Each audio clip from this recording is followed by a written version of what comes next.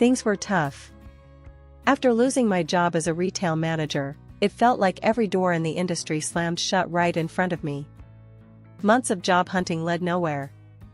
It was Lisa, one of my oldest friends, who finally threw me a lifeline, albeit not the kind I expected. "Tessa, why don't you help out Tom?" she suggested one afternoon as we sipped coffee at my cramped kitchen table. "His place is a mess since his wife passed, and he could use someone to tidy up and maybe look after Jamie, the little one." I needed the cash. Desperation edged out pride, and I agreed. Lisa set up the meeting, and 2 days later, I found myself standing at Tom's door, my stomach in knots. Tom opened the door, a man in his mid-40s, with weary blue eyes and a tentative smile. "You must be Tessa. Lisa told me a lot about you. Come in, don't just stand there." The apartment was larger than I expected, a bit of dust here and there, but it felt like a place sucked dry of life, echoing with a silence that spoke of its missing joy. "Let me show you around," Tom said as he led me through the living room filled with pictures of a woman with a bright smile, his late wife, I assumed. We moved on to the kitchen, which looked like it hadn't seen a proper cleaning in weeks. "I know it's a mess. I'm not around much, work and all. And Jamie, well, he's 9. You can imagine." Tom chuckled dryly, his gaze flicking away. "There is also Mike, my eldest son, but he lives separately." There was an awkward silence before he hastily added, "So, about the job, I guess Lisa told you the basics?" "Yeah, cleaning, cooking a bit, and helping Jamie with his homework?" I confirmed. "That's about it. You'll have free run of the place during the day.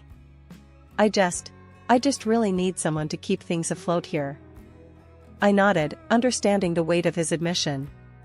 "I can do that, Tom. You can count on me." He showed a small, relieved smile. "Thanks, Tessa. Let's see how it goes, yeah?" Tom introduced me to Jamie that evening. The kid was a mop of untidy hair with curious eyes and a suspicious look as he sized me up from his spot on the living room couch. "You gonna be our new maid?" he asked bluntly, his voice sharp. "I guess you could say that. But I'm also here to help you out with your studies and stuff," I replied, trying to make my tone as friendly as possible. As I left their apartment that day, I felt a mix of emotions swirling within me. This was not the life I had planned, but somehow, it felt like exactly where I needed to be. The early days at Tom's apartment were like walking a tightrope. I kept busy scrubbing, cooking, and learning the ropes of managing a household that wasn't mine. It wasn't long before the place started looking more like a home than a storage unit. Tom seemed appreciative, though he was a man of few words. One Tuesday morning, I was elbow-deep in suds, scrubbing a stubborn stain off a frying pan when Jamie wandered into the kitchen. His hair was even messier than usual, and he had that scowl that seemed glued to his face. "Hey, you missed a spot," he said, pointing at a corner of the floor I hadn't gotten to yet. I rinsed the pan and turned to him, wiping my hands on my apron. "Want to give me a hand?" I asked. He rolled his eyes. "No way, that's your job." "Sure, but wouldn't hurt to help out a bit. Maybe learn something useful."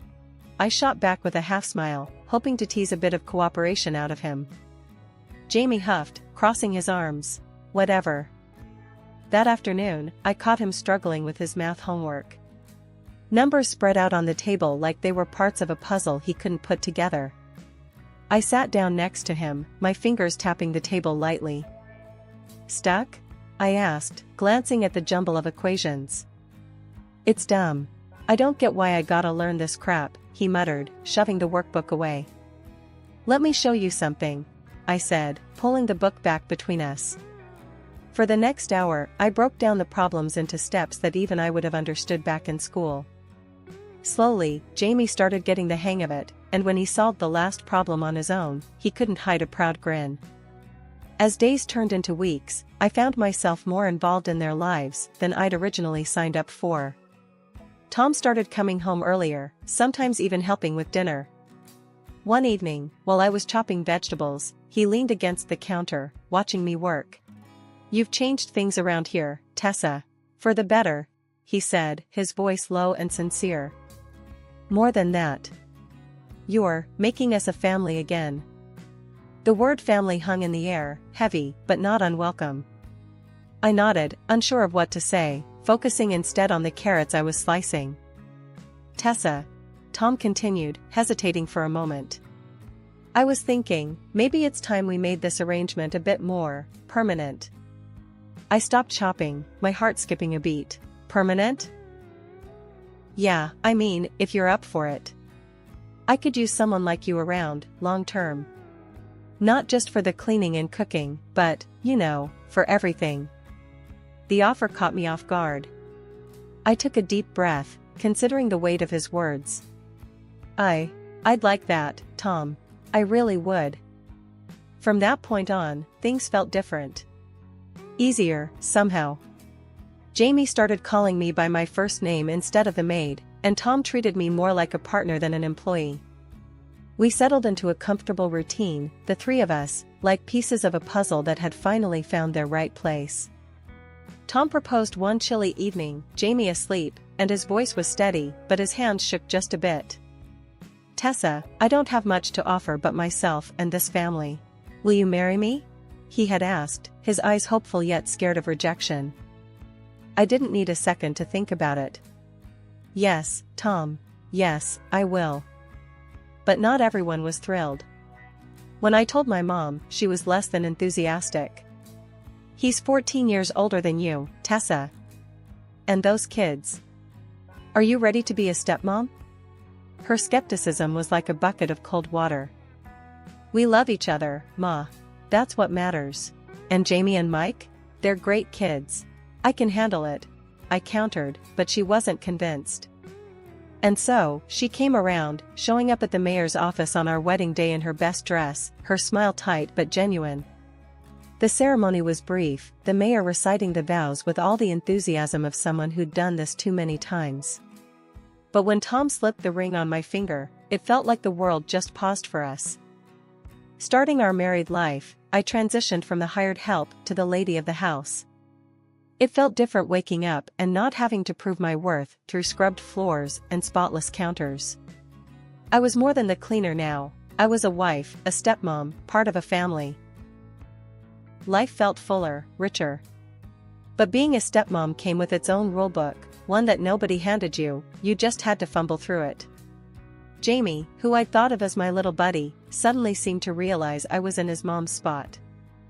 Why do you always have to tell me what to do? He'd challenge, his little face scrunched up in annoyance.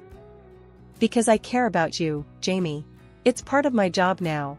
I'd explain, trying to keep my tone light, but firm.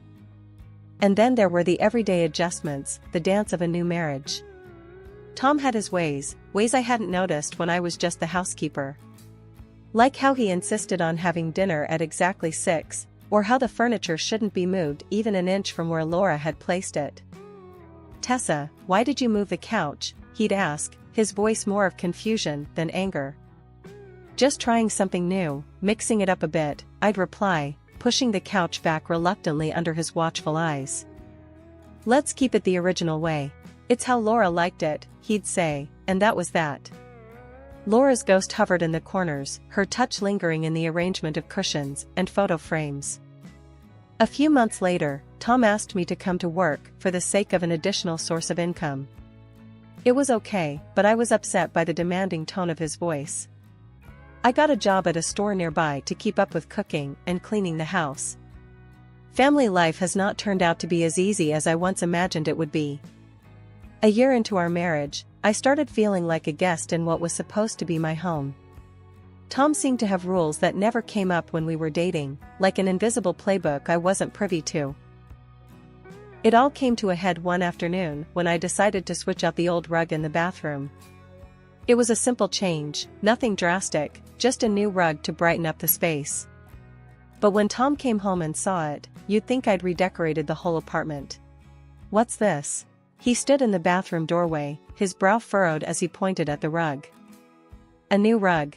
The old one was getting moldy, I said, trying to keep my voice light, hoping to head off any drama. Why didn't you ask me? You know how I feel about changing things around here.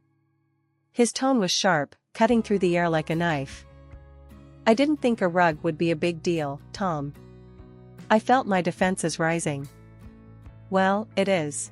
I want things left the way they were. He was practically glaring at me now, and the intensity caught me off guard. That night at dinner, things went from bad to worse. Tom's younger son, Jamie, had been struggling at school, and somehow that was my fault too. Jamie's grades are slipping. What's going on with his homework? Tom asked, his eyes fixed on me across the table. I've been busy, Tom. I started that job at the store, remember? You wanted me to help out with money. I replied, my voice tight with frustration. So you're just going to let everything else slide? He was accusatory now, his voice raising a notch. I'm doing my best here. I shot back, feeling the weight of his expectations crushing me. It doesn't seem good enough. The house is a mess, and you're not keeping up with Jamie like you used to. Laura would have handled it better. The mention of his late wife was a low blow, and it hit its mark. I was silent, the hurt too deep to respond. The rest of the meal passed in tense silence. The troubles didn't stop at Tom. Jamie, seeing how his father treated me, started pushing boundaries too. One evening, I caught him up late on his computer, way past his bedtime. Jamie, it's late. You need to turn off the computer and go to bed, I said as calmly as I could. You're not my mom. You can't tell me what to do. His voice was loud, challenging. I'm not trying to be your mom, Jamie. But you have school tomorrow, and you need your rest. He scoffed, turning back to his screen. Whatever, Dad, he yelled, calling for backup. Tom came in, his face set in a hard line. Let him be, Tessa. He's fine. But he needs to sleep. It's not good for him to stay up so late. He's my son, I think I know what's best for him. Tom's tone was final, leaving no room for argument. Feeling undermined and disrespected, I retreated, the gap between us growing wider by the day. I started to feel like nothing more than a housekeeper, a nanny, someone who was there to cook and clean and then step out of the way. The day I got a bonus at work should have been a joyous occasion. With the extra money, I did something I hadn't done in a long while. I bought myself a new dress. It was nothing extravagant, just a simple, pretty thing that made me feel good when I tried it on. I was wearing the dress when I got home, a small smile playing on my lips as I imagined Tom's surprise. He noticed all right, but not the way I had hoped.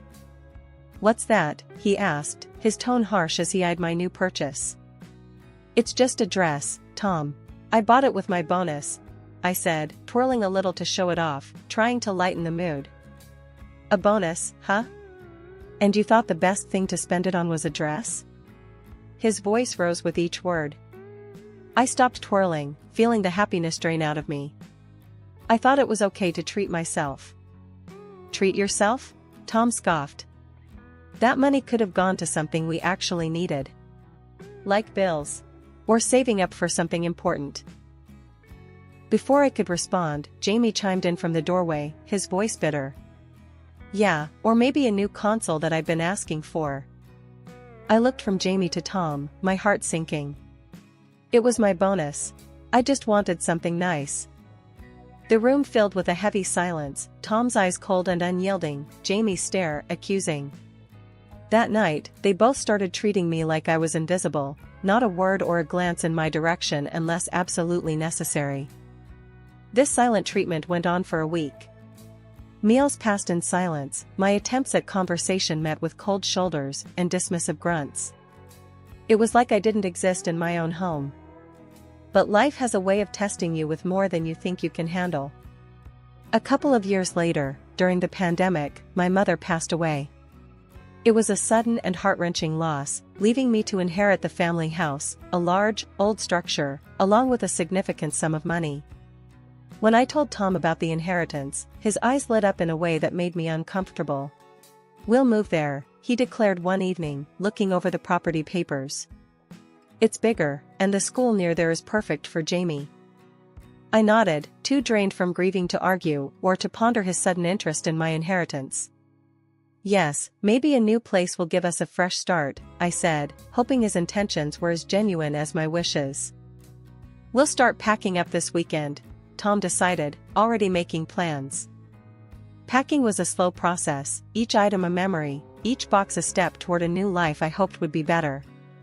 As the moving day approached, I found myself observing Tom and Jamie, watching them discuss room arrangements and renovations for the new house.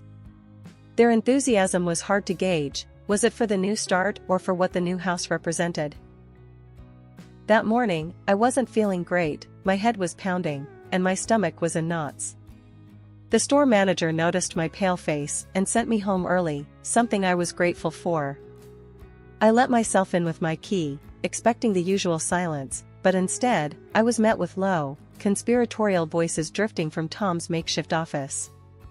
Instinctively, I pressed myself against the wall by the door, my breath catching in my throat as I listened. "Yeah, Dad, thanks for setting that up. Leaving the apartment to me is a big help," said Mike, Tom's eldest son, his voice a mix of gratitude and scheming. "No problem, Mike. Once we move into Tessa's place, I'll have more than enough. We'll live there a bit, I'll spend her money, and then I'll find a good reason to divorce her. We'll split the assets, easy." Tom's voice was cold, calculated. I felt a chill run down my spine. The pain of the betrayal was sharp, like a knife twisting in my gut. Mike laughed, a harsh sound that filled the room. "Man, your new girlfriend is way hotter than Tessa. Can't wait for you to ditch that stupid chicken." I stood frozen, not wanting to alert them to my presence. After a few moments, I quietly backed away from the door, my mind racing. The initial shock was giving way to a burning, seething anger. I had to act, but I needed to be smart. I left the apartment as silently as I had entered and headed straight to the lawyer's office. The lawyer, Mr. Reynolds, was a sharp-eyed man who listened intently as I laid everything out. "This is more common than you'd think," he said, his voice even. "But you've got a good head on your shoulders, and we'll make sure you come out of this on top." I nodded, feeling a semblance of control returning. "What are the next steps?" I asked. "We file for divorce on grounds of infidelity and deception. Gather any evidence you can. Recordings, documents, anything that shows his intent," Mr. Reynolds advised. "Thank you.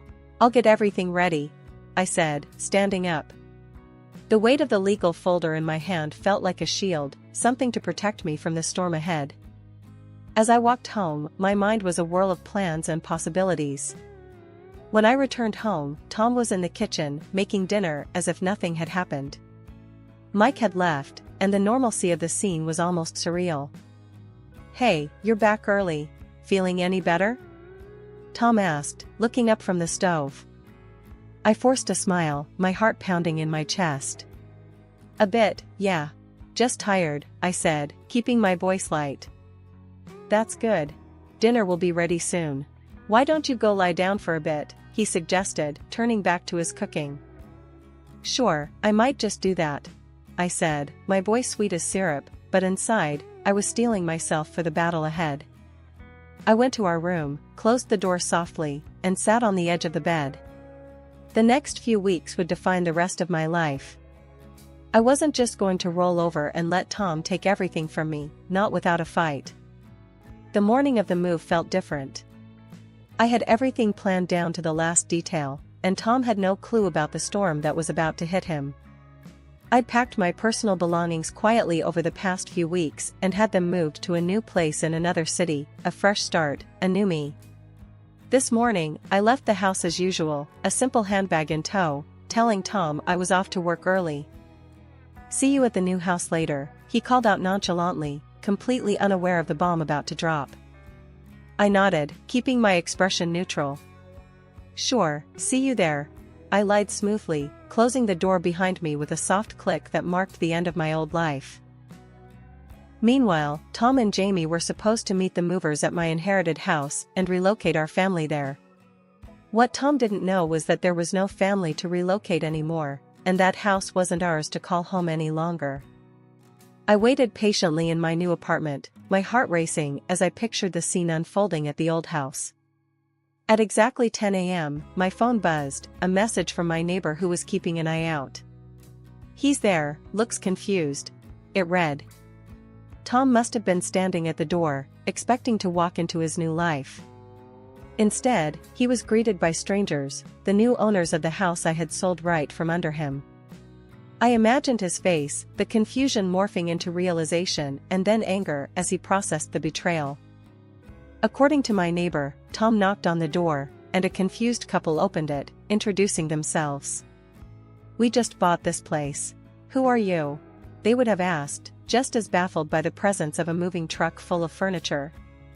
The movers, equally perplexed, started asking where to put the boxes, and Tom, flustered and furious, tried to call me. My phone lit up with his number, but I ignored it, sticking to the plan. When no answers came, he had no choice but to return to his apartment, where another surprise awaited him. Mike, his eldest son, had moved in his own furniture, and his fiancée was already unpacking. The apartment was no longer Tom's sanctuary but a crowded mess of broken plans and shattered expectations. "Get out! This is still my place!" Tom must have roared, the vein in his neck throbbing with rage. "Dad, we gave up the lease on our apartment. We've got nowhere to go," Mike shot back, defiant and desperate. Finally, I picked up the phone after his third, more frantic call. Tom's voice was livid, tinged with a betrayal he thought only he was capable of. "Tessa, what the hell do you think you're doing? Why are you ruining everything?" I took a deep breath, my voice calm and resolute. "I know about everything, Tom. The plans you made with Mike, the girlfriend, your charming little comments. I've sold the house and protected my assets. You won't use me anymore. You can't do this to me. We're married." His voice was a mix of anger and disbelief. "The divorce papers are in your mailbox," I replied firmly. "Consider this me looking out for myself. You'll also find that I will be asking for alimony." I didn't pick up his calls after that. My old phone, the one he knew the number to, would soon be turned off for good. I sat back, a weight lifting off my shoulders. I was free, truly free for the first time in what felt like forever. The courtroom was charged with tension. My ex-husband Tom sat across from me, his face a mask of fury and desperation. He was gunning for half of everything I owned, but I was armed with the truth, and a stellar lawyer. My lawyer, Mr. Reynolds, was a no-nonsense type who had every piece of evidence neatly organized and ready to dismantle Tom's claims. "Your Honor, we have substantial proof of Mr. Wright's infidelity, and we intend to show that his demands for property share are not only baseless but also immoral," he stated confidently as the proceedings began. Tom's lawyer tried to paint a picture of a broken man wronged by his wife's sudden departure, but it fell flat as soon as Mr. Reynolds presented the evidence. Receipts from lavish dinners, hotel bookings for two, and love letters to another woman, every item displayed on the projector screen was another nail in the coffin of Tom's credibility. When it was time for testimonies, a couple of acquaintances from our old neighborhood took the stand. They didn't mince words. "I saw him at the lake with her. They were all over each other like teenagers," one testified, her tone disgusted. Tom's lawyer tried to counter, arguing about the legitimacy and relevance of the evidence, but it was clear the judge wasn't buying it. The atmosphere was thick with Tom's silent rage, I could almost feel it across the room. Finally, the judge delivered her verdict. "Given the evidence of infidelity and deception presented by the plaintiff, I find it impossible to grant any property claims to Mr. Wright. Furthermore, considering the income disparity, Mr. Wright is ordered to pay alimony." Tom's face went from red to white, his mouth opening and closing like a fish out of water. It was a sight I didn't enjoy, but it was justice, plain and simple. His mistress had left him once she realized there was no lavish lifestyle waiting for her, especially when she found out she'd have to share an apartment with his sons and his eldest son's fiancée. "I'm not going to be a free housekeeper," she'd said, echoing the irony of my past with Tom. As for Tom, he ended up exactly where he put himself. His battles with his eldest son over space and responsibilities were the stuff of local gossip. Jamie, the younger one, turned into a defiant teenager, harder to handle every day without a steady maternal influence. Meanwhile, I was building a new life far from that chaos. I took up courses in graphic design, something I'd always had a knack for but never pursued. The community here was vibrant and supportive, helping me network and establish a small freelance business. I was happy starting over.